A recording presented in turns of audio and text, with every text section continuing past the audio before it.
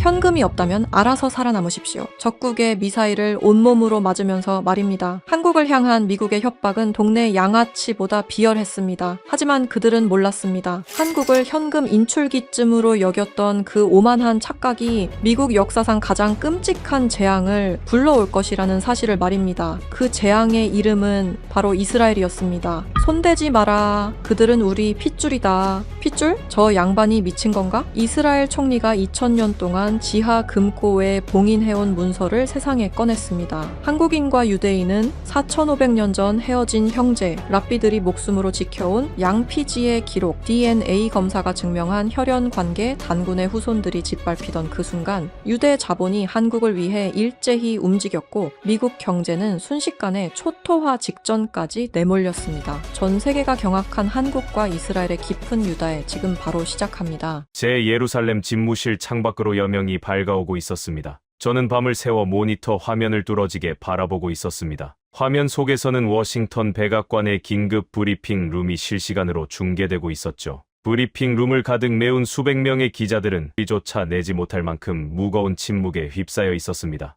단상 중앙에는 미국 대통령이 특유의 거만하고도 위협적인 표정으로 서 있었습니다. 그의 등 뒤로는 국무장관과 상무부 장관이 마치 점령군의 장수들처럼 꼿꼿하게 버티고 섰습니다. 오늘 위대한 미국은 더 이상 동맹이라는 이름 뒤에 숨어 우리의 국부를 갉아먹는 무임승차자들을 용납하지 않을 것임을 선언합니다. 미국 대통령의 입에서 튀어나온 첫 문장은 그야말로 섬뜩했습니다. 저는 이스라엘 국가안보보좌관으로서 30년 넘게 국제 정세의 최전선에서 온갖 권모술수와 전쟁을 지켜봐왔습니다. 하지만 동맹국을 향해 저토록 노골적이고 적대적인 언사를 내뱉는 국가 원수의 모습은 처음 보는 광경이었습니다. 대통령은 손에 든 서류를 흔들며 낭독을 이어갔습니다. 그 내용 하나하나는 대한민국이라는 국가의 숨통을 정확히 끊어놓기 위해 정교하게 설계된 독극물이나 다름없었습니다. 첫째, 한국은 미국의 안보 우산 아래서 경제적 번영을 누려왔습니다.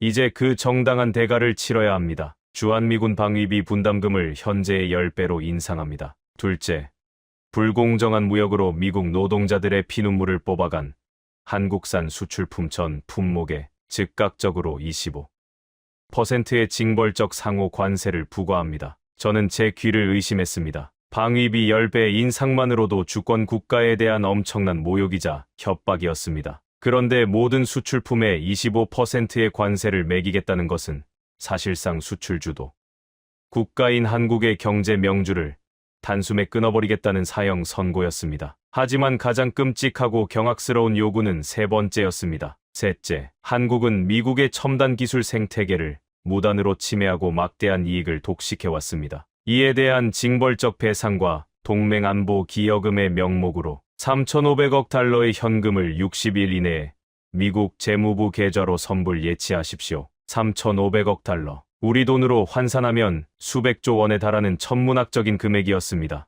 한 국가의 외환 보유고를 바닥내고도 모자라 국가부도 사태를 초래할 수 있는 금액을 현금으로 당장 내놓으라는 것이었습니다. 저는 주먹을 꽉 쥐었습니다. 이것은 외교도 협상도 아니었습니다. 길거리의 강도들조차 이렇게 무식하게 주머니를 털지는 않습니다. 동맹이라는 가면을 쓴 제국주의의 폭력 그 자체였습니다. 대통령의 연설은 기어코 가장 치명적인 비수를 꽂으며 마무리되었습니다. 만약 한국 정부가 이 세 가지 정당한 요구를 거부하거나 지연시킬 경우 미국 영토 내에 등록된 한국 기업의 반도체와 배터리 핵심 기술, 특허에 대한 권한을 미 연방정부가 국가 안보를 이유로 강제 몰수하는 행정명령에 방금 서명했습니다. 미국 시장에서 돈을 벌고 싶다면 기술을 바치십시오. 그것이 새로운 미국의 규칙입니다. 브리핑 룸에서 수백 개의 카메라 플래시가 일제히 터졌습니다. 저는 모니터 전원을 거칠게 꺼버렸습니다. 피가 거꾸로 솟는 기분이었습니다. 한국 기업들이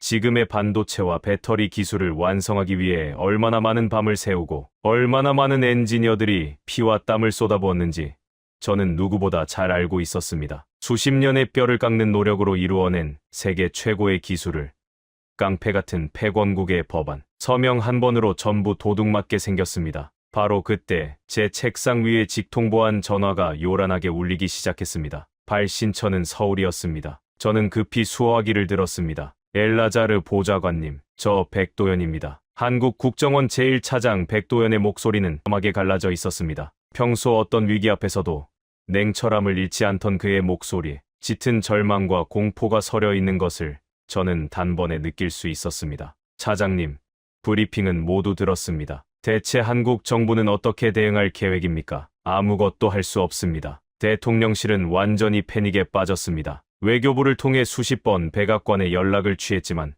전부 수신 거부를 당하고 있습니다. 그들은 대화할 생각이 없습니다. 그저 우리를 말려 죽이거나 기술을 빼앗거나 둘 중 하나를 강요하고 있습니다. 백도연 차장의 한숨 소리가 태평양과 아시아, 대륙을 건너 제 귓가에 무겁게 내려앉았습니다. 보좌관님, 저희 기업들이 텍사스와 오하이오에 투자한 금액만 수백억 달러가 넘습니다. 공장을 짓고 일자리를 만들어주면 확실한 혜택을 주겠다던 약속은 전부 기만극이었습니다. 3,500억 달러를 낼 수도 없지만 만약 거절하면 내일부터 당장 우리 기업들의 특허가 미국 국유재산으로 압류됩니다. 한국 경제는 이제 끝났습니다. 저는 그에게 섣부른 위로의 말을 건넬 수 없었습니다. 국제사회의 냉혹한 현실 앞에서는 알량한 위로보다 힘의 논리가 지배한다는 것을 우리는 뼛속 깊이 알고 있었으니까요. 동맹국이 피 흘리며 죽어가는 모습을 그저 지켜봐야만 한다는 무력감이 저를 짓눌렀습니다. 차장님, 너무 절망하지 마십시오. 제가 즉시 요람 베나리 총리님께 이 사태를 보고하고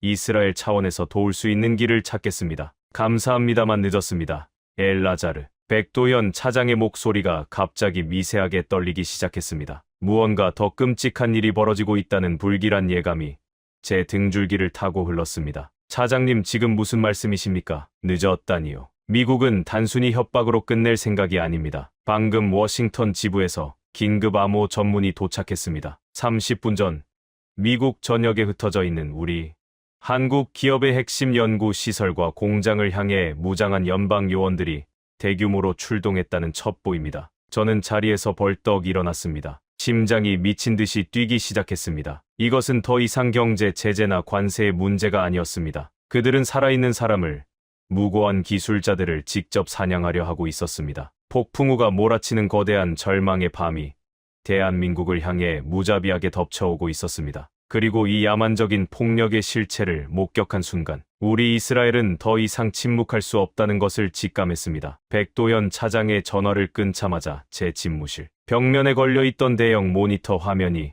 일제히 긴급 속보로 전환되었습니다. CNN 방송의 붉은색 자막이 화면 하단을 빠르게 스쳐 지나가고 있었습니다. 화면 속 장소는 눈 덮인 오하이오주의 외곽 지대였습니다. 그곳에는 축구장 수십 개 크기에 달하는 한국 기업의 최첨단 배터리 합작 공장이 자리 잡고 있었습니다. 미국의 경제를 살리고 일자리를 창출하겠다는 약속을 믿고 한국이 수백억 달러를 쏟아부어 지어 올린 땀의 결실이었습니다. 하지만 지금 그곳은 전쟁터를 방불케 했습니다. 칠흑 같은 어둠을 찢고 번쩍이는 붉고 푸른 경광등 불빛이 끝없이 이어졌습니다. 검은색 SUV 차량 수십 대가 공장 정문을 부수듯 밀고 들어갔고 방탄조끼와 자동소총으로 완전 무장한 연방수사국 요원들이 개미떼처럼 쏟아져 나왔습니다. 그들은 공장 내부로 진입해 문을 걷어차고 서류를 집어던지며 무언가를 맹렬히 찾고 있었습니다. 마치 극악무도한 테러리스트의 아지트를 소탕하는 듯한 과격한 진압이었습니다. 잠시 후 텔레비전 화면에 믿을 수 없는 광경이 펼쳐졌습니다. 세계 최고 수준의 수율을 자랑하던 생산 라인에서 밤낮 없이 일하던 한국인 엔지니어들이 짐승처럼 끌려 나오고 있었습니다. 방진복도 채 벗지 못한 사람, 당황하여 맨발로 뛰어나온 사람, 그리고 추위에 떨며 억울함을 호소하는 사람들이었습니다. 무장 요원들은 그들의 등 뒤로 거칠게 플라스틱 수갑을 채웠습니다. 화면 너머로 헬리콥터의 굉음과 사람들의 비명이 뒤섞여 들려왔습니다. 범죄의 온상을 척결하는 듯한 기자의 상기된 목소리가 흘러나왔습니다. 지금 이 시각 연방정부 주도 아래 오하이오 배터리 공장과 텍사스의 반도체 생산 라인에 대한 동시다발적인 압수수색이 진행되고 있습니다. 당국은 이들이 비자 규정을 위반했으며 미국의 국가 안보에 심각한 위협을 가하는 기술 유출 혐의를 받고 있다고 밝혔습니다. 체포된 수백 명의 외국인 기술자들은 전원 출국이 금지되며 그들의 모든 자산은 즉각 동결됩니다. 저는 급히 백도연 차장에게 다시 전화를 걸었습니다. 차장님, 지금 뉴스를 보고 있습니다. 이게 대체 무슨 짓입니까? 어떻게 동맹국의 기술자들을 저렇게 무자비하게 짓밟을 수 있습니까? 백도현 차장의 목소리는 이제 분노를 넘어 처절한 오열로 바뀌어 있었습니다. 저들은 사냥을 하고 있는 겁니다. 우리 기술자들의 피와 땀을 전부 강탈하기 위한 사냥입니다. 엘라자르 보좌관님, 방금 텍사스에서 설태환 박사마저 연행되었다는 보고가 들어왔습니다. 설태환 박사. 그 이름을 듣는 순간 제 심장이 철렁 내려앉았습니다. 그는 한국과 이스라엘이 극비리에 진행하던 차세대 전고체 배터리 프로젝트의 핵심 연구원이자 세계가 인정하는 최고의 천재 엔지니어였습니다. 물론 이 프로젝트의 존재 자체는 알고 있었지만 설 박사가 어떤 단계까지 성과를 이뤄냈는지는 총리 직속의 급비 사항이라 저조차 상세한 내용을 보고받지 못한 상태였습니다. 그가 미국의 임시 파견을 간 사이 이런 참사가 벌어진 것입니다. 백도현 차장이 참담한 심정으로 상황을 이어갔습니다. 새벽 3시였습니다. 무장 요원들이 설태환 박사의 임시 숙소 문을 부수고 들어갔다고 합니다. 자고 있던 어린 두 딸과 아내가 보는 앞에서 총구를 들이대고 박사님을 바닥에 엎드리게 했습니다. 가족들이 울며 매달렸지만 요원들은 아랑곳하지 않고 노트북과 연구 자료가 담긴 모든 하드디스크를 쓸어 담았습니다. 그리고 설 박사님의 여권을 빼앗고는 국가 반역죄에 준하는 혐의로 연행해버렸습니다. 20년 동안 배터리만 연구하며 청춘을 바친 분입니다. 그 피눈물 나는 세월의 대가가 수갑이라니요. 저는 주먹으로 책상을 강하게 내리쳤습니다. 책상 위에 커피잔이 엎어지며 검은 액체가 서류 위로 번져나갔습니다. 이것은 명백한 약탈이었습니다. 안보라는 그럴듯한 명분을 핑계 삼아 한국의 뇌관인 핵심 인재와 데이터를 통째로 집어삼키려는 미국의 추악한 속내였습니다. 기술 주권을 되찾겠다는 명분 아래 자신들의 영토에 투자하러 온 동맹국의 뒤통수를 후려치고 모든 것을 갈취하는 국가 단위의 거대한 강도질이었습니다. 한국 정부는 대체 뭘 하고 있는 겁니까? 대사관은 움직이지 않습니까? 미국 국무부는 우리 대사의 면담 요청을 철저히 묵살하고 있습니다. 오히려 백악관은 방금 전 추가 성명을 내고 72시간 안에 3,500억 달러를 입금하지 않으면 억류된 기술자들을 연방교도소에 수감하겠다고 협박하고 있습니다. 한국의 주가는 개장과 동시에 곤두박질치고 있고 외환시장은 붕괴 직전입니다. 우리는 인지를 잡힌 채 속수무책으로 당하고 있습니다. 아무런 힘이 없습니다. 전화를 끄는 저는 가쁜 숨을 몰아쉬었습니다. 70년을 함께 피 흘리며 싸워온 혈맹을 하루아침에 노예로 전락시키려는 패권국의 잔인함에 온몸에 털이 곤두서는 듯했습니다. 대한민국은 홀로 캄캄한 절벽 끝에 서 있었습니다. 아무도 그들에게 손을 내밀지 않았습니다. 세계의 경찰을 자처하던 제국이 이제는 세계 제1의 폭군이 되어 선량한 동맹국을 물어뜯고 있었습니다. 저는 더 이상 지체할 수 없었습니다. 코트도 걸치지 않은 채 집무실을 뛰쳐나와 곧장 요람 베나리 이스라엘 총리의 관저로 향했습니다. 새벽의 차가운 예루살렘 공기가 제 얼굴을 때렸지만 제 가슴 속에서는 주체할 수 없는 불덩이가 타오르고 있었습니다. 지금 당장 무언가를 하지 않으면 다음 차례는 이스라엘이 될 수도 있었습니다. 아니, 그보다 더 근본적인 분노였습니다. 부당하게 짓밟히는 자들을 외면하는 것은 이스라엘의 혼에 위배되는 일이었기 때문입니다. 관저에 도착했을 때 요람 총리는 집무실 한가운데 서서 벽면을 가득 채운 대형 화면을 응시하고 있었습니다. 화면 속에서는 수갑을 찬 채 끌려가는 한국인 기술자들의 모습이 반복해서 재생되고 있었습니다. 총리의 뒷모습은 거대한 산처럼 무거웠고 그의 꽉 쥔 두 주먹은 미세하게 떨리고 있었습니다. 총리님, 미국이 기어이 선을 넘었습니다. 한국의 핵심 기술자 수백 명을 인질로 잡고 국가 부도를 강요하고 있습니다. 텍사스에 있던 우리 합작 연구의 핵심인 설태환 박사마저 억류되었습니다. 이대로 가다간 한국의 모든 기술과 자본이 미국에 먹히고 말 것입니다. 제가 숨을 헐떡이며 보고하자 요람 총리가 천천히 뒤를 돌아보았습니다. 그의 눈동자에는 슬픔과 분노, 그리고 형언할 수 없는 깊은 결의가 소용돌이치고 있었습니다. 엘라자르, 자네는 30년 동안 수많은 전쟁과 외교의 참상을 보아왔지. 하지만 지금 벌어지는 저 광경은 단순한 외교적 마찰이 아니네. 저것은 인간의 피와 땀, 그리고 한 국가가 일궈낸 숭고한 역사를 힘으로 짓밟는 야만이네. 총리의 목소리는 낮았지만 집무실의 공기를 무겁게 짓누를 만큼 강렬했습니다. 미국은 70년 우방인 한국을 헌신짝처럼 내버렸네. 자신들의 탐욕을 채우기 위해 가장 충직했던 친구의 등에 비수를 꽂았어. 전 세계가 미국의 힘에 굴복하여 침묵하고 있지만 우리는 다를세. 이스라엘은 결코 저들의 만행을 좌시하지 않을 것이네. 총리님, 하지만 미국을 상대로 전면전을 벌일 수는 없습니다. 이스라엘 역시 미국의 지원과 군사적 협력이 절대적으로 필요합니다. 백악관을 자극하면 우리도 무사하지 못할 것입니다. 제 현실적인 만류에도 요람 총리는 단호하게 고개를 저었습니다. 그의 얼굴에는 일말의 두려움도 없었습니다. 오히려 2000년의 세월을 뛰어넘는 거대한 사명감에 휩싸인 듯했습니다. 미국이 세상을 지배하는 시대는 오늘로 끝났네. 우리는 저 거만한 제국에게 진정한 형제애가 무엇인지, 그리고 그들이 건드려서는 안 될 역사의 진실이 무엇인지 똑똑히 보여줄 것이네. 총리는 책상 위에 보안 단말기를 조작해 집무실의 모든 창문을 가리는 두꺼운 철제 블라인드를 내렸습니다. 외부와의 모든 통신과 도청이 완벽하게 차단되는 최고 수준의 보안 모드가 가동되었습니다. 육중한 기계음과 함께 방 안은 깊은 정막에 휩싸였습니다. 엘라자르, 나를 따라오게. 자네에게, 아니 전 세계에 보여주어야 할 것이 있네. 2000년 동안 예루살렘의 지하 깊은 곳에서 오직 최고 지도자들만이 지켜왔던 위대한 비밀을 이제 세상 밖으로 꺼낼 때가 되었네. 총리는 집무실 한쪽 벽면에 숨겨져 있던 비밀 엘리베이터의 문을 열었습니다. 저는 마른 침을 삼키며 총리의 뒤를 따랐습니다. 지하로 끝없이 내려가는 엘리베이터 안에서 저는 심장이 터질 것 같은 긴장감을 느꼈습니다. 대체 이스라엘의 지하에 어떤 비밀이 잠들어 있길래 총리가 이토록 확신에 찬 눈빛을 하고 있는 것인지, 그리고 그 비밀이 무너져가는 대한민국을 어떻게 구해낼 수 있다는 것인지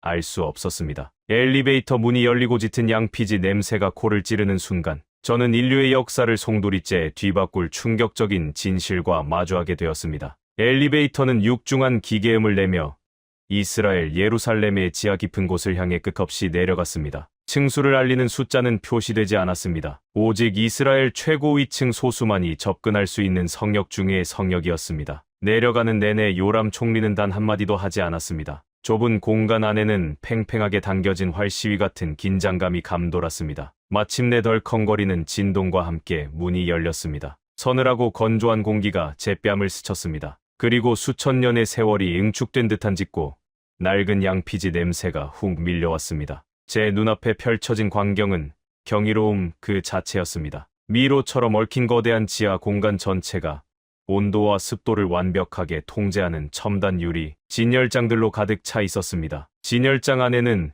고대 히브리어와 아람어로 쓰인 수만 권의 두루마리 문서들이 잠들어 있었습니다. 이곳은 예루살렘 고문서 금고실이었습니다. 로마 제국의 파괴와 십자군의 칼바람, 수많은 박해 속에서도 랍비들이 목숨을 걸고 지켜낸 이스라엘 민족의 영혼이 담긴 곳이었습니다. 요람 총리는 망설임 없이 미로의 가장 깊숙한 곳으로 걸음을 옮겼습니다. 그가 도착한 곳은 일반 진열장과는 차원이 다른 두꺼운 티타늄 문과 삼중 생체, 인식 시스템으로 굳게 닫힌 독립된 보관 구역이었습니다. 총리가 망막과 지문을 인식시키자 무거운 파열음과 함께 금고 문이 열렸습니다. 방 한가운데 놓인 단상 위에는 화려한 장식 하나 없는 소박한 나무 원통이 놓여 있었습니다. 총리는 마치 갓난아이를 안아 올리듯 조심스럽게 나무 원통을 열고 누렇게 바랜 양피지 두루마리 하나를 꺼냈습니다. 끝부분이 바스러질 정도로 오래된 그 양피지에는 고대 히브리 문자가 빼곡하게 적혀 있었습니다. 총리님, 대체 이것이 무엇입니까? 제가 국가안보보좌관으로 일하며 이스라엘의 모든 1급 기밀 문서를 열람했지만 이 문서의 존재는 단 한 번도 들어본 적이 없습니다. 제가 조심스럽게 묻자 요람 총리는 두루마리를 펼치며 묵직한 목소리로 대답했습니다. 이것은 단군 연대기라네. 단군 연대기. 그 낯선 발음에 저는 당혹감을 감출 수 없었습니다. 총리의 손가락이 양피지 위를 천천히 짚어 나갔습니다. 기원전 8세기 아시리아 제국의 무자비한 침공으로 북이스라엘 왕국이 멸망했을 때를 기억하는가? 그때 10개의 지파가 세계 각지로 뿔뿔이 흩어지며 역사 속으로 사라졌지. 우리는 그들을 잃어버린 10지파라고 부르네. 학자들은 그들이 서쪽이나 아프리카로 도망쳐 동화되었다고 믿고 있지. 하지만 이 문서는 전혀 다른 진실을 말해주고 있네. 총리의 눈동자가 어두운 조명 아래서 형형하게 빛났습니다. 모두가 서쪽으로 간 것은 아니었어. 단 지파와 아셀 지파를 주축으로 한 거대한 무리가 동쪽 끝, 해가 떠오르는 척박한 땅을 향해 목숨을 건 기나긴 엑소더스를 시작했지. 그들은 파미르 고원을 넘고 끝없는 대륙을 지나 마침내 아시아의 동쪽 끝자락 한반도라 불리는 땅에 도착했네. 저는 숨소리조차 낼 수 없었습니다. 총리가 번역해주는 히브리어 문장의 내용은 인류의 상식을 뒤엎는 것이었습니다. 그 낯선 땅에서 우리 조상들은 곰과 호랑이를 숭배하던 토착 세력, 바로 단군의 후예들과 마주쳤네. 놀라운 것은 두 민족이 서로를 배척하지 않았다는 것이지. 그들은 너무나도 닮아 있었네. 백이민족이라 불리며 흰옷을 숭상하는 전통, 제단에 피를 뿌려 하늘에 제사를 지내는 풍습, 심지어 나무로 만든 문설주에 피를 바르는 유월절의 전통마저 비슷했어. 무엇보다 세상을 치유하라는 우리의 티쿤 올람, 사상과 널리 인간을 이롭게 하라는 그들의 홍익인간, 철학은 본질적으로 완벽하게 하나였지. 총리는 양피지를 쓰다듬으며 말을 이었습니다. 그들은 서로 피를 나눴네. 단군의 핏줄과 이스라엘의 핏줄이 결합하여 새로운 민족을 잉태한 것이지. 엘라자르, 우리는 4500년 전 헤어졌던 핏줄이네. 한국인은 영적인 의미를 넘어 유전학적이고 역사적인 우리의 진짜 형제란 말일세. 저는 머릿속이 하얗게 흩어지는 것을 느꼈습니다. 총리님, 그것은 너무나 충격적입니다. 하지만 이것이 그저 랍비들이 남긴 신화나 은유적 표현일 수도 있지 않습니까? 어떻게 그 오랜 세월 전의 일이. 제 반문에 요람 총리는 엷은 미소를 지으며 품에서 얇은 서류 봉투 하나를 꺼내 건넸습니다. 봉투에는 이스라엘 최고 과학연구소와 한국의 서울대학교 유전자 연구센터의 직인이 선명하게 찍혀 있었습니다. 나 역시 처음 이 총리직에 올라 이 문서를 인계받았을 때 자네처럼 의심했지. 그래서 지난 10년간 극비리의 양국의 DNA 하플로그룹 교차 검증 프로젝트를 진행시켰네. 그리고 그 결과는 내 평생의 가치관을 뒤흔들어 놓았지. 한국인의 유전자 깊은 곳에서 중동 기원의 고대 이스라엘인 유전자가 뚜렷하게 발견되었네. 무려 200만 명이 넘는 한국인이 우리와 정확히 일치하는 피를 품고 살아가고 있다는 과학적 증거라네. 총리의 목소리가 지하 금고실을 무겁게 울렸습니다. 서류 속 그래프와 데이터는 한치의 오차도 없이 두 민족의 핏줄이 연결되어 있음을 증명하고 있었습니다. 저는 그제야 총리가 왜 그토록 단호하게 미국에 맞서려 했는지, 왜 수갑을 차고 끌려가는 한국 기술자들을 보며 그토록 분노했는지 깨달았습니다. 미국은 70년 전 지정학적 이익과 돈의 논리로 한국과 손을 잡았지. 이익이 사라지니 동맹의 등에 비수를 꽂고 저들의 피와 땀을 갈취하려 하고 있네. 하지만 우리는 달라. 4500년 전 피를 나눈 진짜 형제네. 피는 계약보다 진하고 역사는 달러보다 무거운 법이야. 총리는 양피지를 다시 조심스럽게 원통에 넣으며 저를 똑바로 바라보았습니다. 그의 눈동자에는 세계 최강대국 미국을 향한 선전포고의 불꽃이 타오르고 있었습니다. 미국은 지금 최악의 오판을 했네. 동쪽의 형제들이 가진 저력과 우리가 가진 지혜가 만나면 어떤 파괴력을 낳을지. 저 오만한 백악관은 상상조차 하지 못하고 있어. 그들이 빼앗으려는 기술은 형제들의 생명줄이네. 우리는 결코 그 생명줄이 끊어지도록 방관하지 않을 것이야. 총리가 자리에서 일어섰습니다. 엘라자르, 지금 즉시 모든 은밀한 외교 채널을 가동하게. 한국 국정원 제1차장 백도연을 텔아비브로 비밀리에 입국시켜야 하네. 단 한 명의 미국 정보원도 눈치채서는 안 돼. 이제 저 오만한 제국에게 피를 나눈 형제들이 어떻게 세상을 뒤집는지 보여줄 시간이네. 저는 벅차오르는 가슴을 억누르며 고개를 숙였습니다. 예루살렘의 지하 수십 미터 아래에서 전 세계의 패권을 송두리째 뒤흔들 거대한 폭풍이 막 태동하고 있었습니다. 미국이라는 거대한 골리앗을 무너뜨릴 4000년 혈맹의 첫 만남이 코앞으로 다가오고 있었습니다. 총리의 지시가 떨어진 그날부터 모든 비밀 채널이 전속력으로 가동되었습니다. 사흘간의 치밀한 준비 끝에 이스라엘 텔아비브 남쪽에 위치한 팔마이 공군 기지의 활주로에는 칠흑 같은 짙은 어둠이 깔려 있었습니다. 지중해에서 불어오는 매서운 바닷바람이 코트를 파고들었지만 저는 활주로 끝을 응시하며 미동조차 하지 않았습니다. 자정이 훌쩍 넘은 시각, 활주로 위로 불빛을 모두 끈군요. 수송기 한 대가 유령처럼 소리 없이 미끄러지듯 내려앉았습니다. 미국 중앙정보국과 국가안보국의 전방위적인 위성 감시망을 철저하게 피하기 위해 튀르키예와 키프로스 상공을 우회하며 3번이나 비행기를 갈아타야 했던 극비리의 비행이었습니다. 수송기의 뒷문이 열리고 트랩을 내려오는 한 남자의 실루엣이 보였습니다. 한국 국정원 제1차장 백도현이었습니다. 며칠 전 보안 전화 너머로 들리던 절망적인 목소리만큼이나 그의 행색은 참담했습니다. 늘 빈틈없이 정돈되어 있던 그의 정장은 깊게 주름져 있었고 며칠 밤을 뜬 눈으로 지새운 듯 두 눈은 붉게 충혈되어 깊게 패어 있었습니다. 그것은 단지 한 개인의 피로가 아니었습니다. 70년을 믿고 의지했던 거대한 동맹국에게 철저히 배신당하고 국가의 명운이 풍전등화의 위기에 처한 대한민국의 처절한 얼굴 그 자체였습니다. 먼 길 오시느라 고생 많으셨습니다. 차장님, 제가 조심스럽게 다가가 손을 내밀자 백도현 차장은 제 손을 두 손으로 강하게 부여잡았습니다. 그의 손은 얼음장처럼 차가웠지만 뼈가 으스러질 듯한 절박한 힘이 실려 있었습니다. 엘라자르 보좌관님, 무리한 입국을 허락해 주셔서 진심으로 감사합니다. 하지만 제게 허락된 시간이 많지 않습니다. 지금 이 순간에도 미국의 연방수사국 조사실에서는 우리 기술자들이 짐승처럼 취조를 받고 있습니다. 설태환 박사님의 가족들은 길거리로나 앉을 위기에 처했고 내일 아침이면 미국의 3,500억 달러 지불 시한이 끝납니다. 당장 내일 대한민국의 모든 배터리와 반도체 특허가 미국 정부의 소유로 넘어갑니다. 우리는 숨통이 끊어지기 직전입니다. 그의 갈라진 목소리가 밤 공기를 갈랐습니다. 저는 말없이 고개를 끄덕이고는 그를 준비된 방탄 차량으로 안내했습니다. 차량은 텔아비브 외곽의 인적 드문 해안 도로를 달려 외부에는 평범한 물류 창고로 위장된 이스라엘 정보부의 최고 등급 안가로 진입했습니다. 안가의 두꺼운 철문이 열리자 그곳에는 요람 베나리 총리가 홀로 꼿꼿하게 서서 우리를 기다리고 있었습니다. 총리는 방 안으로 들어서는 백도현 차장을 향해 깊은 연민과 존중을 담아 다가갔습니다. 백도현 차장은 서둘러 고개를 숙이며 입을 열었습니다. 총리님,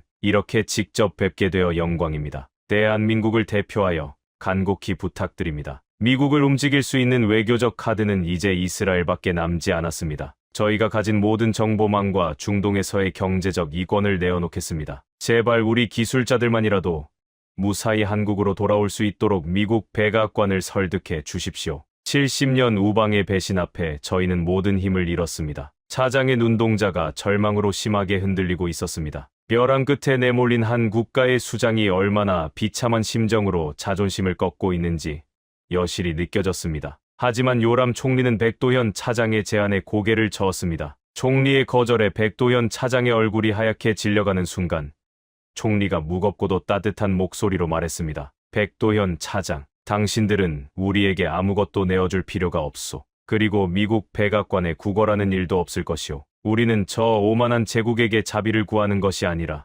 그들이 스스로 무릎을 꿇고 용서를 빌게 만들 작정이니 말이오. 백도현 차장은 총리의 입에서 나온 믿을 수 없는 호언장담에 멍한 표정을 지었습니다. 세계 최강대국을 상대로 무릎을 꿇게 만들겠다니. 그것은 일개 국가의 총리가 함부로 입에 담을 수 있는 말이 아니었습니다. 총리는 말없이 탁자 위로 걸어가 며칠 전 예루살렘 지하 금고에서 꺼내왔던 그 낡은 양피지, 두루마리와 두툼한 서류철을 꺼내어 백도현 차장 앞으로 밀어주었습니다. 이것이 무엇입니까? 4,500년의 시간을 뛰어넘어 우리가 당신들을 위해 목숨을 걸고 싸워야만 하는 단 하나의 명백한 이유요. 총리의 눈짓에 제가 서류철을 펼쳐보였습니다. 차장님, 이것은 이스라엘 히브리 대학교 유전공학연구소와 한국의 서울대학교 최고 권위자들이 지난 10년간 극비리에 진행해온 양국 국민의 DNA 하플로그룹 교차 분석 결과 보고서입니다. 이 수치를 보십시오. 한국인들의 북의 유전자인 Y 염색체와 목의 유전자인 미토콘드리아,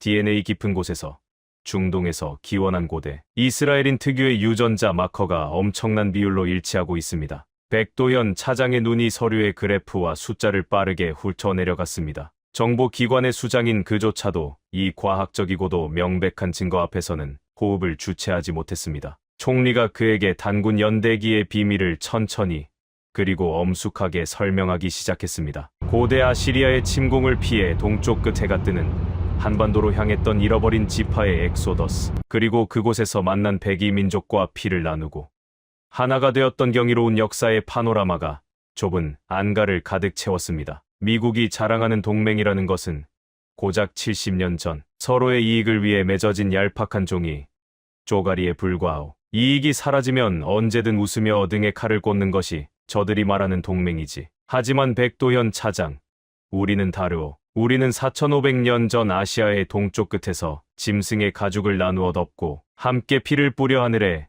제사를 지내며 생사를 함께했던 진짜 형제요. 총리의 목소리가 젖어들고 있었습니다. 수천 년 동안 우리 유대인은 나라 없이 전 세계를 떠돌며 박해받고 학살당했소. 가장 춥고 배고플 때 우리의 동쪽 형제들을 잊은 적이 없었지만 살아남기 위해 침묵해야만 했소. 하지만 이제는 다르오. 우리는 스스로를 지킬 힘을 가졌소. 그런데 감히 오만한 제국주의자들이 내 형제의 피와 땀을 빼앗고 수갑을 채워 길거리에 내동댕이 쳤소. 이것은 한국에 대한 공격이 아니라 우리 민족의 심장에 대한 공격이요. 그 순간이었습니다. 철인이라 불리며 평생을 냉혹한 정보전의 최전선에서 살아온 백도현 차장의 눈에서 굵은 눈물이 툭 하고 떨어져 내렸습니다. 한 방울, 두 방울 떨어지던 눈물은 이내 주체할 수 없는 거대한 오열로 변했습니다. 그는 탁자를 짚고 어깨를 들썩이며 소리내어 울었습니다. 가장 굳건하다고 믿었던 세계 제1의 강대국 미국에게 처참하게 짓밟히고 조롱당하며 전 세계 그 누구도 선뜻 한국의 편에 서주지 않던 끔찍한 고립감, 그 차갑고 캄캄한 절망의 바다 한가운데서 지구 반대편의 나라 이스라엘이 내민 손은 단순한 구원의 손길이 아니었습니다. 그것은 핏줄이 끌어당기는 거대한 운명의 포옹이었습니다. 총리님, 정말 감사합니다. 저희는 모든 것을 잃었다고 생각했습니다. 철저하게 혼자라고 생각했습니다. 눈물로 범벅이 된 백도현 차장이 요람 총리의 손을 부여잡고 깊이 고개를 숙였습니다. 총리는 그의 어깨를 강하게 감싸 안았습니다. 70년의 가짜 동맹이 무너진 폐허 위에서 4500년의 진짜 혈맹이 마침내 부활하는 순간이었습니다. 저 역시 눈시울이 붉어지는 것을 참으며 창밖에 짙은 밤하늘을 바라보았습니다. 한참의 시간이 흐르고 감정을 추스른 백도현 차장이 붉어진 눈으로 결연하게 고개를 들었습니다. 총리님, 형제국의 숭고한 뜻은 뼛속 깊이 새겼습니다. 하지만 현실은 너무나 냉혹합니다. 미국의 압도적인 경제력과 군사력 앞에서 고대사의 진실이나 DNA 결과만으로는 백악관의 폭주를 막을 수 없습니다. 그들이 내일 당장 특허를 몰수하면 우리는 대응할 무기가 없습니다. 그의 절망적인 질문에 요람 총리는 미소를 지으며 백도현 차장의 어깨에서 손을 떼었습니다. 총리의 눈동자에는 전 세계를 향해 던질 가장 파괴적인 반격의 불꽃이 이글거리고 있었습니다. 눈물을 닦으십시오, 차장님. 전쟁은 지금부터입니다. 백악관의 심장을 단숨에 꿰뚫어버릴 절대적인 무기가 이미 우리의 손에 쥐어져 있습니다. 그리고 그 무기를 깨울 결정적인 열쇠가 방금 기적처럼 이곳 텔아비브에 도착했으니까요. 요람 총리의 확신에 찬 목소리가 텔아비브의 낡은 안가를 가득 채웠습니다. 절대적인 무기, 그리고 기적처럼 도착한 열쇠. 그 말이 무엇을 의미하는지 백도현 차장과 저는 아직 온전히 이해하지 못하고 있었습니다. 총리는 더 이상의 설명을 생략한 채 즉시 우리를 밖으로 이끌었습니다. 인적이 끊긴 텔아비브 외곽의 군사 비행장에는 레이더에 잡히지 않는 특수 스텔스 헬리콥터 한 대가 거친 프로펠러 소리를 내며 대기하고 있었습니다. 우리는 말없이 헬리콥터에 올랐습니다. 기체가 어두운 밤하늘로 솟구쳐 오르자 창밖으로는 수천 년의 역사를 품은 이스라엘의 대지가 까마득하게 멀어져 갔습니다. 우리의 목적지는 이스라엘 남부, 생명체라고는 찾아볼 수 없는 척박하고 끝없이 펼쳐진 네게브 사막이었습니다. 황량한 모래바람만이 휘몰아치는 사막의 한가운데 겉보기에는 버려진 군사 훈련장처럼 보이는 낡은 콘크리트 벙커 앞에 헬리콥터가 내려앉았습니다. 하지만 벙커 안으로 들어서자 상상을 초월하는 세계가 펼쳐졌습니다. 3중으로 된 티타늄 방폭문을 지나 지하로 수십 미터를 내려가자 축구장 3개를 합친 것보다 거대한 규모의 초현실적인 지하 비밀 연구소가 그 찬란하고 위압적인 위용을 드러냈습니다. 사막의 열기와는 정반대로 수백 대의 양자 컴퓨터가 뿜어내는 열기를 식히기 위한 서늘한 냉각 공기가 연구소 안을 가득 채우고 있었습니다. 하얀색 방진복을 입은 수백 명의 다국적 연구원들이 숨막히는 침묵 속에서 분주하게 움직이고 있었습니다. 그리고 그 거대한 연구소의 중심부, 가장 밝은 조명이 내리쬐는 통제실 한가운데에 한 남자가 뒷모습을 보이며 서 있었습니다. 수척해진 어깨, 헝클어진 머리카락. 하지만 그가 뿜어내는 지독한 집중력만큼은 주변의 공기마저 압도하고 있었습니다. 백도현 차장의 발걸음이 돌연 그 자리에 얼어붙었습니다. 그의 두 눈이 튀어나올 듯 커졌고 턱은 덜덜 떨리기 시작했습니다. 아니, 이게 어떻게... 설태환 박사님, 정말 설태환 박사님이십니까? 백도현 차장의 절규에 가까운 부름에 화면을 뚫어지게 바라보던 남자가 천천히 뒤를 돌아보았습니다. 피로에 지친 창백한 얼굴이었지만 그의 두 눈동자만큼은 사막의 맹수처럼 형형하게 빛나고 있었습니다. 분명 며칠 전 미국 연방수사국 요원들에게 수갑이 채워진 채 텍사스의 캄캄한 밤거리로 끌려갔던 한국 최고이자 세계 최고의 배터리 권위자 설태환 박사였습니다. 당장 연방교도소의 독방에 수감되어 있어야 할 그가 어떻게 지구 반대편 이스라엘의 지하 사막연구소에 서 있는지 도무지 믿을 수 없는 광경이었습니다. 차장님, 참으로 오랜만에 뵙습니다. 설태환 박사가 엷은 미소를 지으며 다가왔습니다. 백도현 차장은 짐승 같은 울음을 터뜨리며 그에게 달려가 와락 끌어안았습니다. 두 한국인의 뜨거운 눈물이 네게브 사막의 차가운 지하 연구소 바닥으로 뚝뚝 떨어져 내렸습니다. 70년 동맹의 무자비한 배신 속에서 모든 것을 잃었다고 생각했던 찰나, 가장 소중한 대한민국의 두뇌가 살아서 눈앞에 나타난 기적이었습니다. 저는 옆에 선 요람 총리를 경외의 눈빛으로 바라보았습니다. 총리가 낮고 묵직한 목소리로 입을 열었습니다. 미국 연방수사국 요원들이 설태환 박사를 연행해 가던 텍사스의 외곽 고속도로였습니다. 사실 미국의 움직임을 사전에 감지한 이스라엘 정보부 모사드의 최정예 요원들이 이미 현장에 매복하고 있었지. 요원들은 고속도로 일대의 전력망을 20분간 완벽하게 마비시키는 블랙아웃을 일으켰네. 칠흑 같은 어둠 속에서 전자교란 장치로 호송 차량의 시동을 끄고 연방수사국 요원들이 당황한 사이 연막탄을 터뜨려 단 3분 만에 박사를 구출했어. 그리고 박사와 체격이 비슷한 가짜 요원을 수갑을 채워 차량에 남겨두었지. 미국 정부가 가짜라는 것을 알아채기도 전에 박사님은 모사드의 비밀 전용기를 타고 대서양을 건너 이곳 텔아비브로 무사히 들어오셨네. 이것은 명백한 전쟁 행위나 다름없었습니다. 세계 최강대국 미국의 본토 한가운데서 연방수사국의 호송 차량을 털어 핵심 인지를 빼내오다니. 이스라엘이 한국을 위해, 아니 우리 4500년 형제를 위해 얼마나 엄청난 위험을 감수했는지 보여주는 소름 돋는 증거였습니다. 백도현 차장은 총리를 향해 허리가 땅에 닿을 듯 깊은 절을 올렸습니다. 감격적인 재회의 시간이 지나고 설태환 박사가 붉어진 눈시울을 닦아내며 연구실 중앙의 홀로그램 영사기 앞으로 우리를 안내했습니다. 그의 표정은 이제 핍박받던 기술자가 아니라 세상을 지배할 무기를 손에 쥔 사령관의 얼굴로 변해 있었습니다. 백 차장님, 엘라자르 보좌관님, 미국이 왜 그토록 무리수를 두며 저를, 그리고 우리 한국의 기술자들을 납치하려 했는지 아십니까? 방위비 10배 인상이나 3,500억 달러의 관세는 그저 거칠애일 뿐입니다. 그들의 진짜 목적은 단 하나, 바로 이곳 네게브 사막에서 우리 한국과 이스라엘이 지난 5년간 목숨을 걸고 비밀리에 공동 개발해온 이 궁극의 무기를 빼앗기 위함이었습니다. 설태환 박사가 통제판의 버튼을 누르자 홀로그램 영사기에서 푸른빛이 뿜어져 나오며 허공의 작은 마이크로칩 하나가 입체로 떠올랐습니다. 어른의 새끼 손톱보다도 작은 검고 매끄러운 칩이었습니다. 이것이 바로 오만한 제국 미국의 정보통신 패권을 단숨에 붕괴시키고 새로운 세계 질서를 창조할 절대 무기, 그 이름하여 K-다위칩입니다. K-다위칩.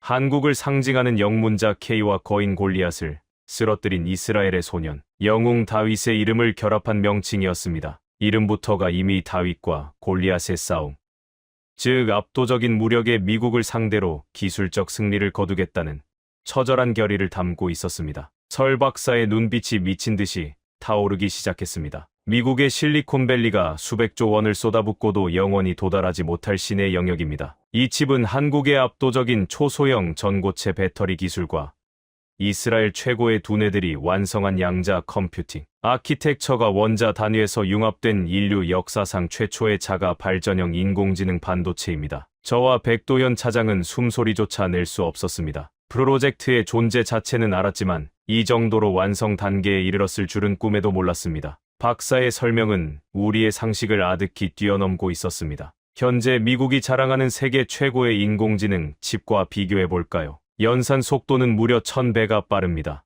100배가 아니라 1000배입니다. 하지만 진짜 공포는 속도가 아닙니다. 기존의 반도체는 엄청난 전력을 소모하고 끔찍한 발열을 냅니다. 하지만 우리 한국 엔지니어들이 뼈를 깎아 만든 전고체 배터리막을 이 칩 내부의 나노 단위로 코팅했습니다. 이 K-다위 칩은 외부 전력이 아예 필요 없습니다. 스스로 주변의 미세한 온도 변화와 정전기, 심지어 공기 중에 전파 에너지를 흡수하여 영구적으로 자가 충전합니다. 발열은 제로에 가깝습니다. 설 박사의 목소리가 연구소의 돔 천장을 쩌렁쩌렁 울렸습니다. 이것이 상용화되면 어떤 일이 벌어지는지 아십니까? 미국의 거대 기술 기업들이 수조 원을 들여 짓고 있는 축구장, 10개 크기의 데이터 센터를 이 칩 수천 개가 들어간 작은 신발 상자 크기 하나로 대체할 수 있습니다. 스마트폰에 이 칩을 넣으면 평생 충전기를 꽂을 필요가 없습니다. 전기차에 이 칩이 탑재되는 순간 단 한 번의 충전으로 무려 10,000km를 쉬지 않고 달릴 수 있게 됩니다. 백도현 차장의 두 다리가 미세하게 떨리고 있었습니다. 저 역시 온몸의 털이 곤두서는 끔찍하고도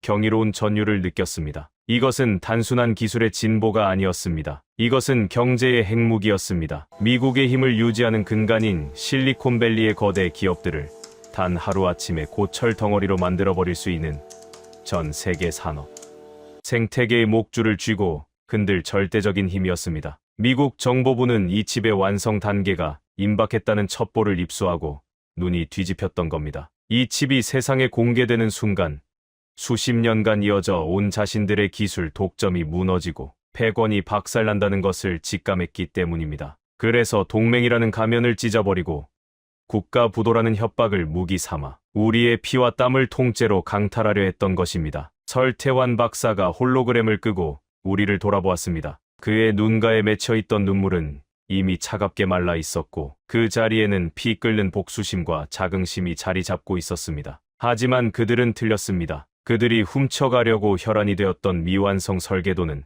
제가 이미 모조리 파기했습니다. 완벽한 K다위 칩의 설계도는 오직 제 머릿속과 이스라엘의 지하 벙커 슈퍼컴퓨터에만 존재합니다. 이곳에 도착한 직후부터 이스라엘의 최고 엔지니어들과 밤을 새우며 마침내 최종 양산형 프로토타입의 생산을 이곳 네게브 사막과 한국의 평택 비밀 공장에서 동시에 끝마쳤습니다. 설태환 박사가 손을 내밀자 조수 한 명이 묵직한 은빛 서류 가방을 들고 왔습니다. 가방이 열리자 그 안에는 촘촘히 배열된 검은색 K다위 칩들이 영롱한 빛을 내며 담겨 있었습니다. 거대한 제국 미국을 무릎 꿇릴 4,000년 형제들의 압도적인 반격의 무기가 세상에 그 찬란한 모습을 드러내는 순간이었습니다. 백도현 차장은 떨리는 손으로 그 작은 칩 하나를 집어들었습니다. 70년 동안 미국의 눈치를 보며 그들의 기술 패권 아래서 숨죽이고 굽신거려야만 했던 대한민국의 억울하고 서러운 역사가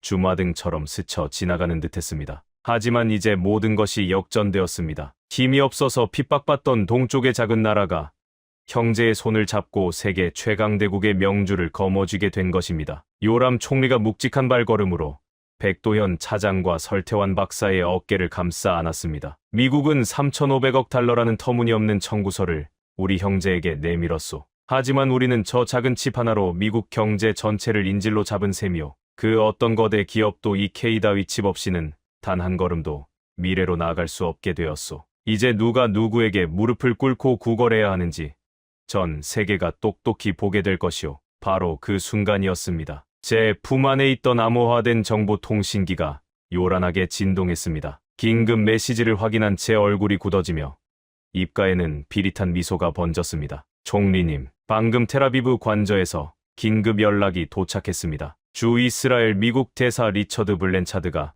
노발대발하며 총리님과의 독대를 요구하며 관저로 쳐들어왔다고 합니다. 백악관의 지시를 받고 우리를 향해 협박의 칼을 빼든 것이 분명합니다. 그 소식을 들은 요람 총리의 눈동자가 사냥감을 포착한 맹수처럼 서늘하게 빛났습니다. 아주 잘 되었군. 사신이 제 발로 무덤을 찾아왔으니 기꺼이 환영해 주어야지. 자, 엘라자르, 예루살렘으로 돌아가세. 오만한 제국의 대사에게 결코 거절할 수 없는 지옥의 청구서를 내밀 시간이 다가왔네. 네게브 사막의 비밀 연구소를 뒤로하고 예루살렘 총리 관저로 돌아온 것은 동이 트기 직전에 이른 새벽이었습니다. 관저 1층 접견실 앞에는 성조기 배지를 단 덩치 큰 경호원들이 위압적으로 서 있었습니다. 접견실 안에서 뿜어져 나오는 분노 섞인 고함 소리가 복도 전체를 쩌렁쩌렁 울리고 있었습니다. 주 이스라엘 미국 대사 리처드 블렌차드였습니다. 그는 워싱턴의 강경파 중에서도 가장 오만무례하기로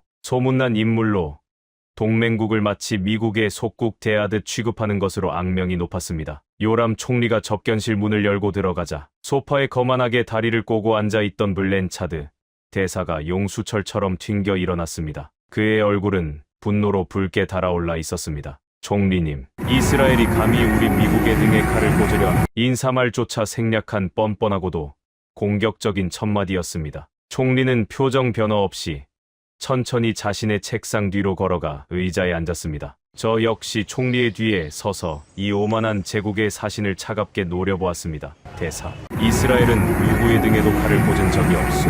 오히려 우리의 가장 소중한 형제가 당신들의 폭거에 피를 흘리고 있기에 정의를 바로잡으려는 것뿐이오. 정의라고요. 총리님, 지금 당장 말장난을 집어치우십시오. 백악관은 모든 것을 알고 있습니다. 블렌차드 대사가 책상 위를 강하게 내리치며 소리쳤습니다. 한국의 배터리 수석 엔지니어 설태환, 텍사스에서 구금되어야 할 그 범죄자를 이스라엘 모사드가 빼돌렸다는 첩보를 입수했습니다. 당장 그 자를 우리 연방수사국에 넘기십시오. 그리고 한국과의 모든 기술 협력을 전면 중단하십시오. 이것은 백악관의 공식적인 명령입니다. 명령. 주권 국가의 수장에게 일개 대사가 입에 담을 수 없는 끔찍한 단어였습니다. 블렌차드의 눈빛에는 세계 최강대국이라는 절대적인 권력에 취한 자 특유의 오만함이 번뜩이고 있었습니다. 만약 우리의 명령을 거부하신다면 내일 아침부로 이스라엘에 대한 모든 군사 원조를 중단할 것입니다. 유엔 안보리에서 이스라엘을 방어하던 우리의 거부권 행사도 철회하겠습니다. 중동의 아랍 국가들 사이에서 고립되어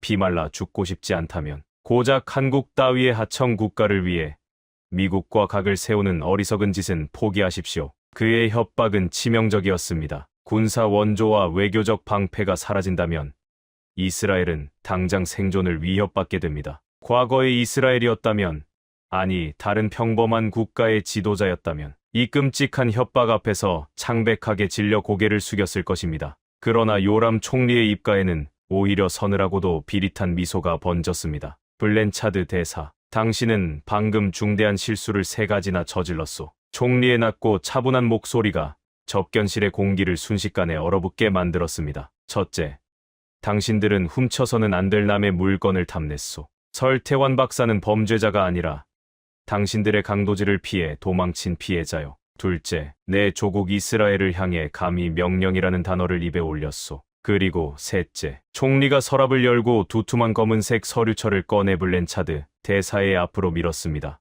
당신들은 우리가 4500년 동안 가슴에 품어온 진짜 형제를 건드렸소. 블렌차드 대사가 미간을 찌푸리며 서류철을 펼쳤습니다. 첫 장을 넘기던 그의 오만했던 얼굴이 순식간에 하얗게 질리기 시작했습니다. 그의 눈동자가 믿을 수 없다는 듯 심하게 흔들렸습니다. 이것은 이스라엘 정보부가 어떻게 이런 1급 기밀을, 그 서류는 미국이 중동 전역에서 벌였던 극비리의 불법 군사작전과 무기 밀매를 통한 정치 공작의 완벽한 증거들이었습니다. 시리아와 이란의 핵시설을 타격하기 위해 미국이 국제법을 유린하며 벌였던 비밀 작전의 자금 흐름, 그리고 동맹국을 기만하고 테러 단체와 내통했던 미 중앙정보국의 추악한 흑막이 고스란히 담겨 있었습니다. 지난 20년간 이스라엘이 묵인하고 덮어주었기에 미국이 도덕적인 세계의 경찰 행세를 할 수 있었던 그야말로 백악관을 붕괴시킬 수 있는 치명적인 핵폭탄이었습니다. 물론 이것은 사본에 불과했습니다. 원본과 디지털 기록은 이스라엘 정보부의 가장 깊은 금고에 철통같이 보관되어 있었습니다. 우리가 왜 당신들의 썩은 치부를 덮어주었는지 아시오? 동맹이라는 이름 하나 때문이었소. 하지만 당신들은 그 동맹이라는 단어를 한낱 휴지 조각처럼 찢어버렸지. 한국을 향해 내밀었던 그 폭력적인 청구서를 보며 우리는 확신했소. 언젠가 그 칼끝이 우리 이스라엘의 목을 향할 것이라는 것을. 총리가 자리에서 천천히 일어났습니다. 거대한 사자처럼 위협적인 기운이 블렌차드 대사를 짓눌렀습니다. 이 서류가 전 세계 언론에 공개되는 순간 미국은 영원히 회복할 수 없는 도덕적 파산과 국제적 고립을 맞이하게 될 것이오. 유럽의 동맹국들은 당신들에게서 등을 돌릴 것이고 중동의 국가들은 일제히 반미 연합을 결성하겠지. 총리님, 진정하십시오. 이것은 상호 확증 파괴입니다. 미국과 전면전을 벌이겠다는 겁니까? 블렌차드의 목소리는 더 이상 오만하지 않았습니다. 공포에 질려 덜덜 떨리고 있었습니다. 전면전, 좋소. 백악관의 그 오만한 자에게 똑똑히 전하시오. 요람 총리가 한 글자 한 글자 쐐기를 박듯 말했습니다. 첫째, 구금된 한국의 기술자 전원을 즉각 무조건 석방하시오. 둘째, 한국을 향한 3,500억 달러의 강도 같은 청구서와 징벌적 관세를 전면 백지화하시오.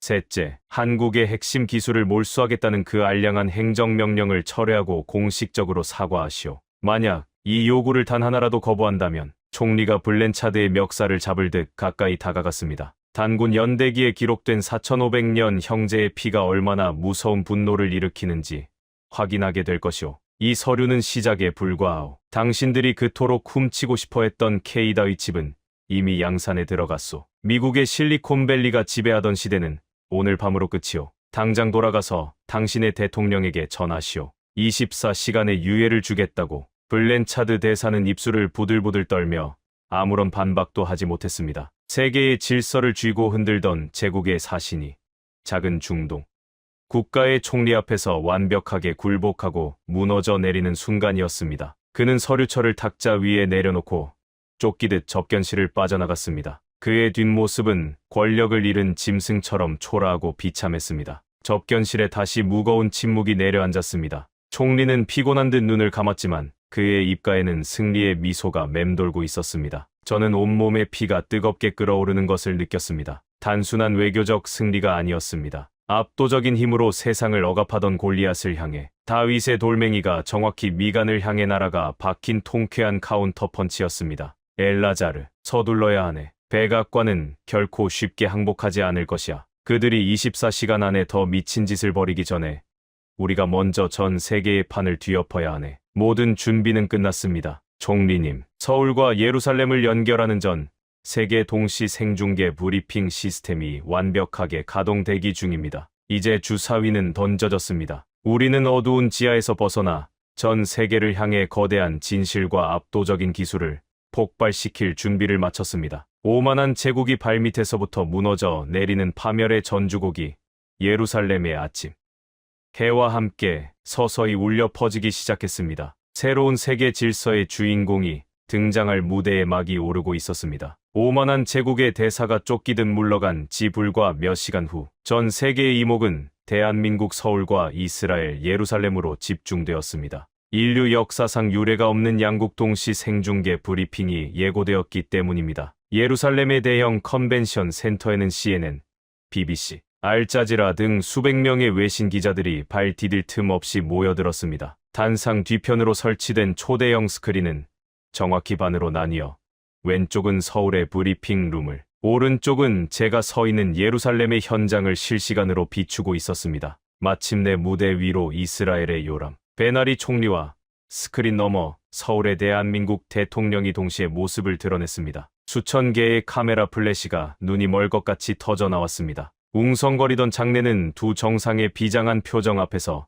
찬물을 끼얹은 듯 고요해졌습니다. 요람 총리가 마이크를 잡고 무겁게 입을 열었습니다. 전 세계의 시민 여러분, 오늘 이스라엘과 대한민국은 70년의 낡은 우방이라는 껍데기를 벗어던지고 4,500년 전 하나의 뿌리에서 시작된 진정한 형제 국가임을 선포합니다. 그 한마디에 기자석이 미친 듯이 술렁이기 시작했습니다. 총리는 준비해온 낡은 원통을 열고 지하 금고실에서 가져온 단군 연대기 양피지를 높이 들어 올렸습니다. 고대 히브리어로 쓰인 낡은 문서가 화면 가득 클로즈업 되었습니다. 기원전 8세기 아시리아에 의해 흩어졌던 우리의 잃어버린 지파는 동쪽 끝, 해 뜨는 땅, 한반도로 향했습니다. 그리고 그곳에서 백이민족이라 불리는 단군의 후예들과 피를 나누고 하나가 되었습니다. 이것은 신화가 아닙니다. 이스라엘 랍비들이 목숨을 걸고 2000년간 지켜온 숭고한 역사적 진실입니다. 총리의 폭탄 선언에 이어 서울의 스크린에서 백도연 국정원 차장이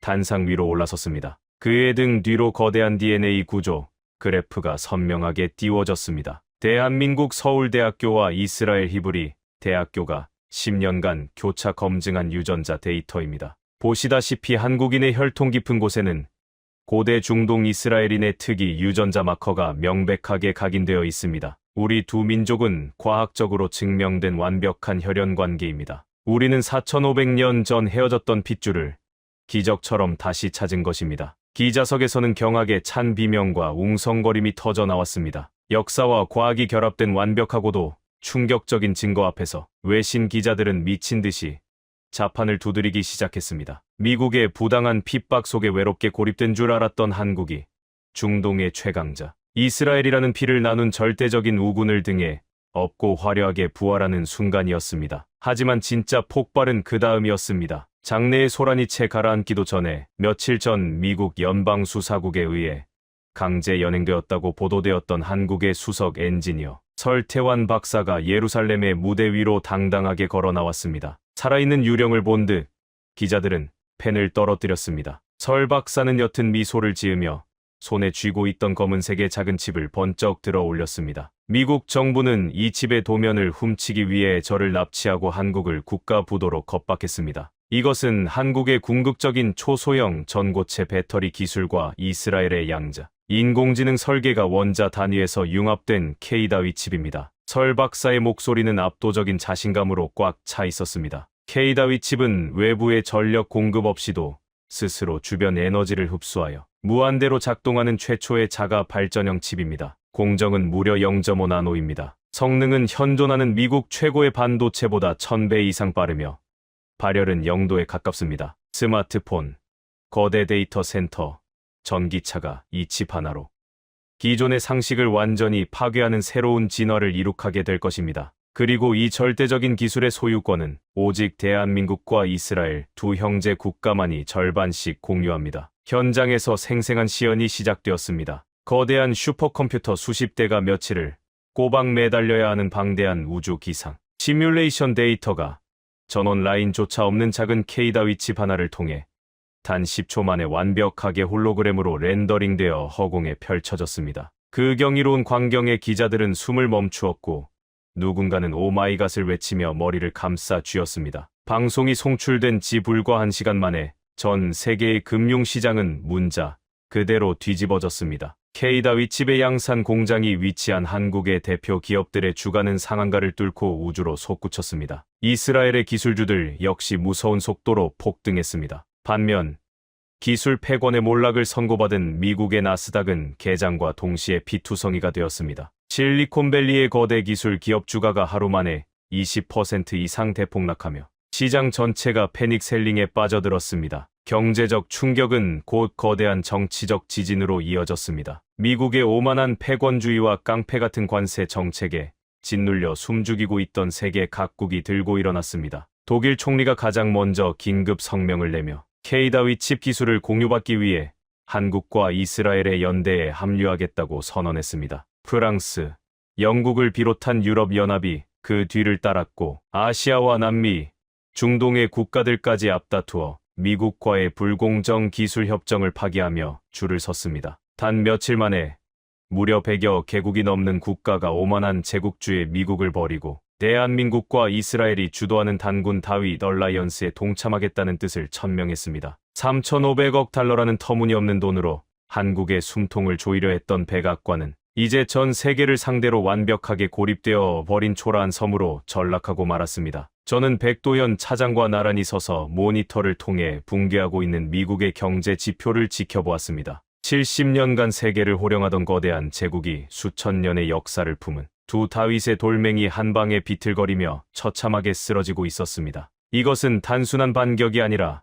무자비하게 짓밟혔던 약자들의 짜릿하고도 완벽한 응징이었습니다. 모든 권력과 우방을 잃고 철저한 사면 초가에 빠진 워싱턴의 백악관은 과연 어떤 뼈아픈 선택을 하게 될까요? 전 세계의 조롱거리가 된 오만한 제국의 수장이 그 알량한 자존심을 꺾고 피를 나눈 형제 국가들의 발밑에 엎드리게 될 것인지. 우리의 벅찬 시선은 이제 바다 건너 백악관을 향하고 있었습니다. 전 세계 100여 개국의 지지 선언이 쏟아진 지 채 하루도 지나지 않아 오만한 제국, 미국의 심장부에서부터 거대한 균열이 시작되었습니다. 가장 먼저 백악관에 반기를 든 것은 미국의 경제를 지탱하는 실리콘밸리의 거대 기술 기업들이었습니다. 한 거대 기술 기업의 최고 경영자가 긴급 성명을 내고 K다위 칩 없이는 미국의 기술 산업은 석기 시대로 후퇴할 것이라며 정부의 폭력적인 외교 정책을 맹렬히 비난했습니다. 다른 거대 기업의 수장들 역시 줄지어 동참했습니다. 기술에는 국경이 없으며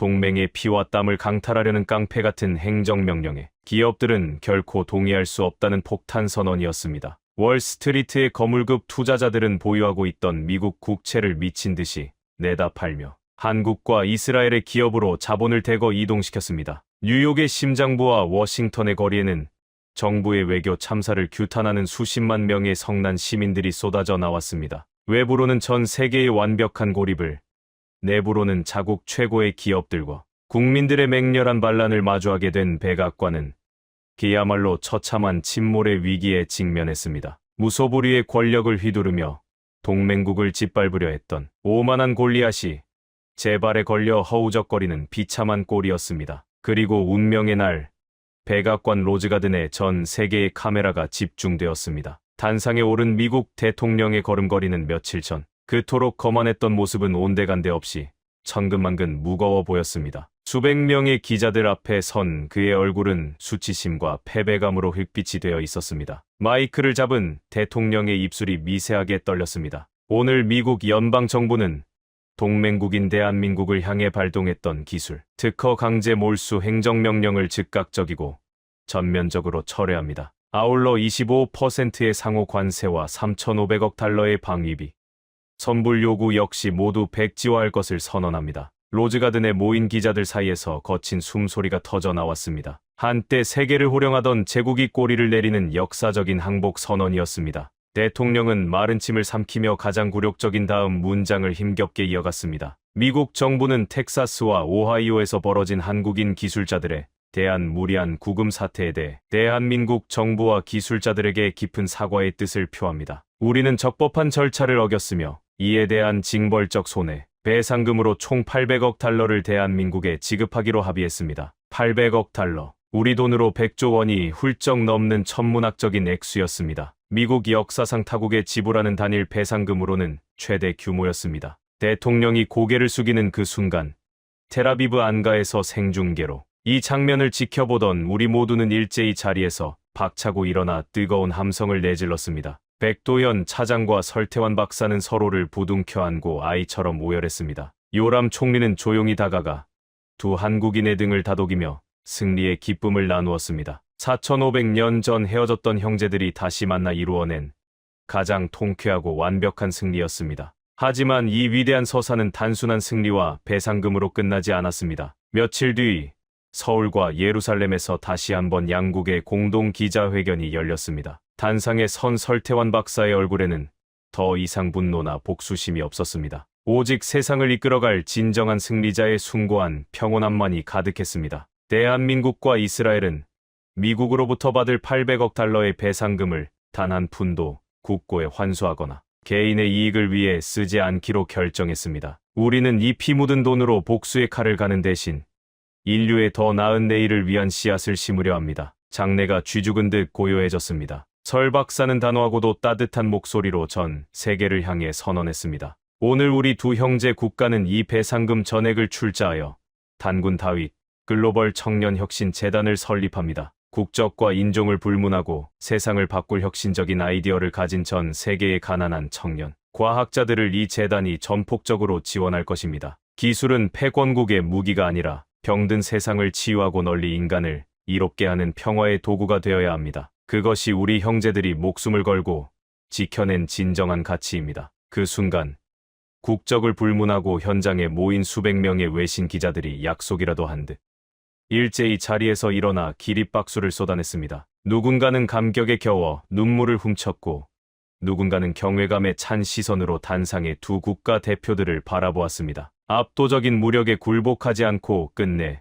기술로 승리한 두 다윗은 패자의 살을 도려내는 대신 그 돈으로 세상을 품어 안는 압도적인 도덕적 우위를 보여주었습니다. 이것이야말로 짐승의 폭력을 지혜와 용서로 덮어버린 인류 역사상 가장 위대한 복수였습니다. 저는 멀리 서울을 향해 서 있는 백도현 차장의 듬직한 뒷모습을 바라보며 남몰래 뜨거운 눈물을 흘렸습니다. 70년의 이기적인 가짜 동맹은 힘없이 무너졌지만 시련의 잿더미 속에서 벼려진 4,500년의 진짜 혈맹은 세상 그 어떤 무기로도 깰 수 없는 단단한 다이아몬드가 되어 빛나고 있었습니다. 오만한 제국주의의 시대가 저물고 정의와 상생을 가슴에 품은 동방의 작은 거인 대한민국이 이스라엘이라는 든든한 형제와 함께 새로운 세계 질서의 가장 빛나는 중심에 우뚝 서는 순간이었습니다. 여러분, 지금까지 이스라엘 국가안보보좌관 엘라자르가 목격한 숨 가쁜 여정을 함께 하셨습니다. 어떠셨나요? 가슴 한구석이 뜨거워지는 것을 느끼셨습니까? 800억 달러의 배상금, 100여 개국의 지지, 4,500년의 비밀. 아무도 믿어주지 않던 캄캄한 밤, 빼앗긴 기술을 되찾기 위해 묵묵히 밤을 지새운 우리 기술자들의 피땀이 마침내 기적을 이뤄냈습니다. 대한민국의 기술 앞에서 우리의 시대는 끝났다. 오만한 제국은 조용히 고개를 숙였습니다. 이 위대한 역전에 가슴이 뜨거워지셨다면 지금 바로 댓글창을 열고 혈맹 두 글자만 남겨주세요. 잃어버린 우리 민족의 자부심을 되찾고 강대국에 맞서는 힘을 보여주기 위해 지금 이 영상을 널리 공유해 주십시오. 여러분의 작은 공유 한 번이 역사를 지키는 거대한 방패가 됩니다. 구독과 좋아요는 진실을 밝히는 힘이 됩니다. 저는 다음 시간에 더 묵직한 우리 민족의 이야기로 찾아오겠습니다. 감사합니다.